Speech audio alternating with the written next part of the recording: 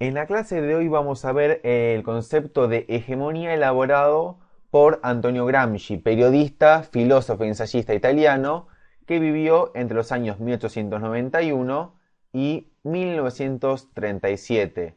Él desde la cárcel, porque estuvo preso, como preso político, mejor dicho, durante la época del fascismo en Italia, elaboró una serie de aportes que sirvieron para enriquecer sí, el enfoque o la teoría marxista. Básicamente va a ser el concepto de hegemonía,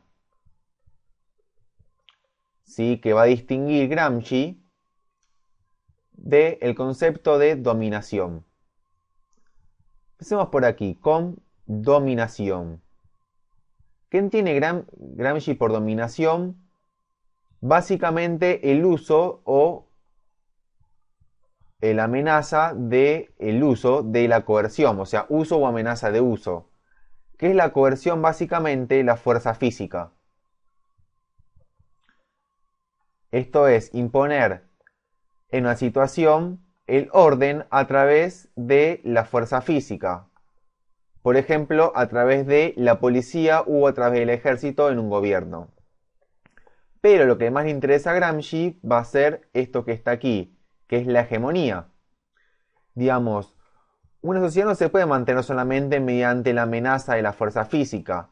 Va a ser también la cuestión de la hegemonía, que va a ser el consenso, básicamente. Una dominación u poder mediante el consenso. Pero ¿qué es básicamente hegemonía? Sería, a grandes rasgos, que una clase impone al resto de la sociedad, o sea, digamos, a la sociedad en su conjunto,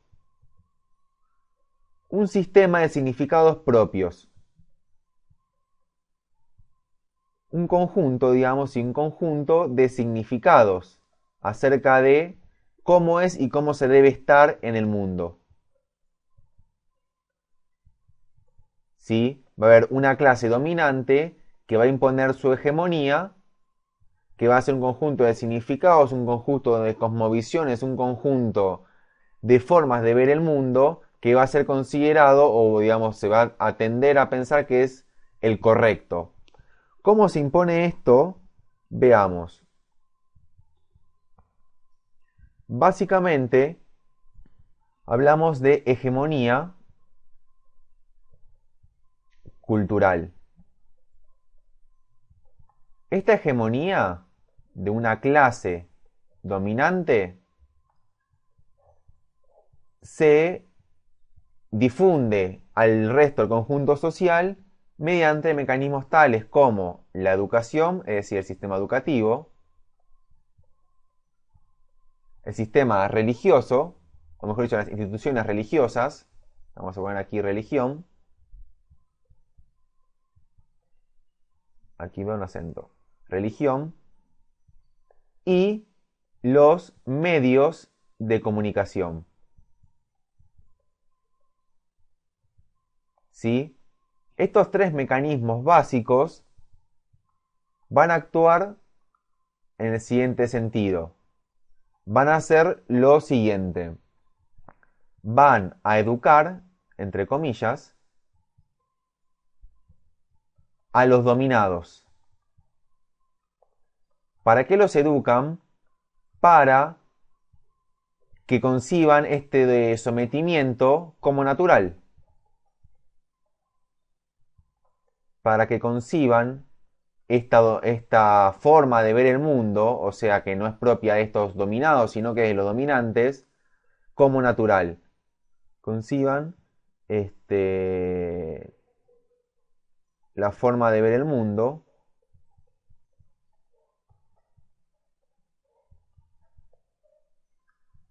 natural. ¿Sí? Que esto justamente natural va a ser, entre comillas, ¿no? Porque es construido en realidad. Va a ser de la clase dominante, que va a tener el dominio de los aparatos de educación, religión y medios de comunicación, a través de los cuales impone su forma de ver el mundo. ¿Esto qué va a hacer? Esto va a llevar, aquí, a una neutralización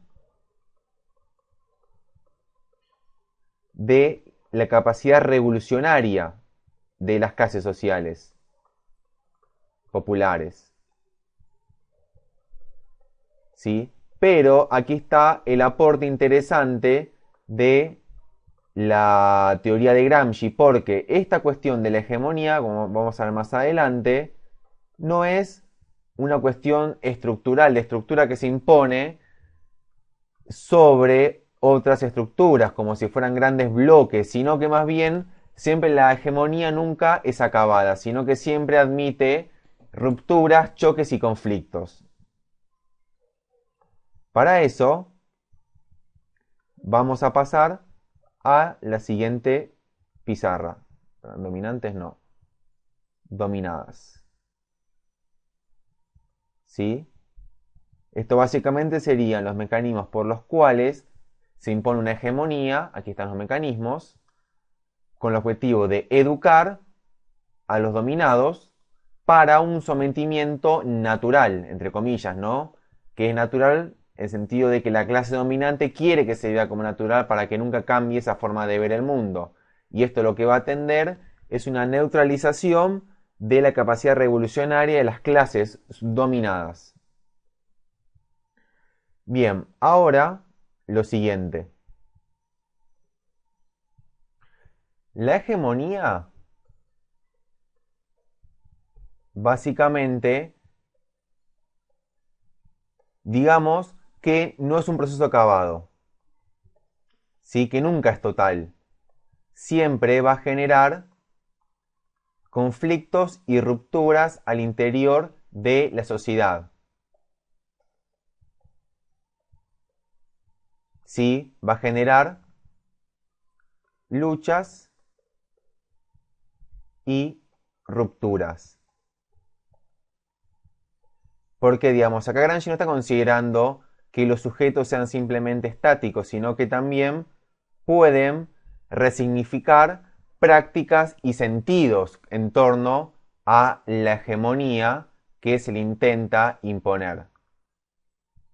Al no ser un proceso acabado, abre la posibilidad de que se formen movimientos contrahegemónicos, ¿sí? Luchas en torno al sentido y en torno a en torno a todos estos conflictos inherentes a la imposición de una determinada forma de visión del mundo.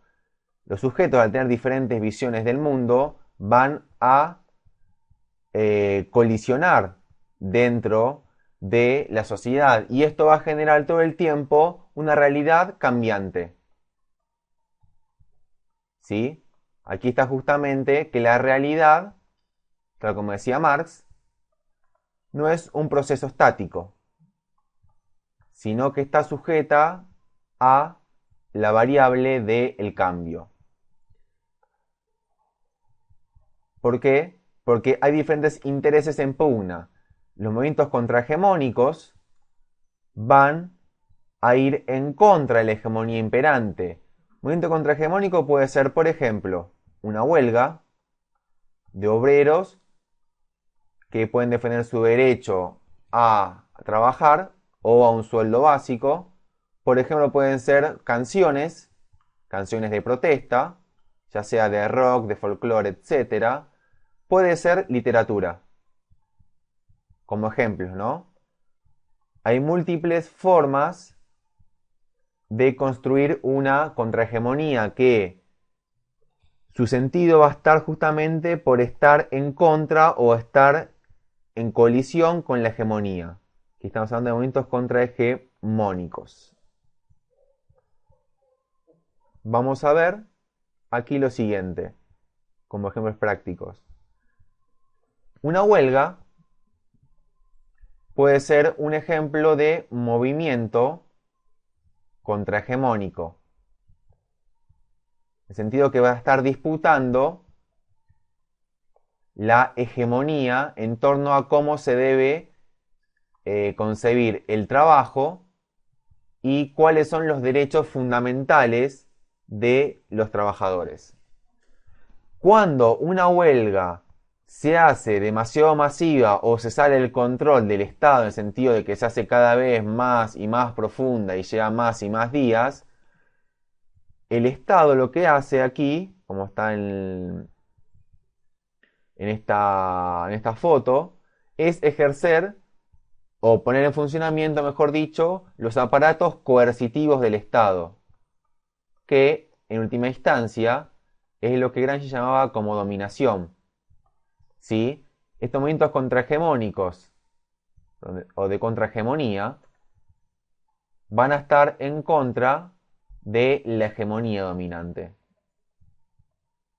Cuando esta hegemonía se resquebraja y ya corre peligro la sociedad de una transformación radical, de una revolución, entran en juego los mecanismos coercitivos de dominación. Si por siempre hegemonía y dominación están ligados, hegemonía en tanto consenso, dominación en tanto coerción. Y en esto, digamos, se resume el chiste de aquí, de Quino, ¿no? Vamos a citarlo.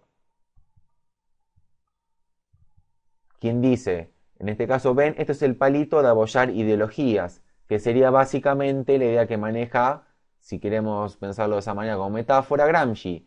Lo que hace la dominación, en este caso el sujeto este que está aquí, representado, es intervenir en la sociedad cuando la hegemonía se resquebraja y cuando una ideología dentro de un movimiento contrahegemónico va a estar en contra del orden imperante y que propugna la clase dominante.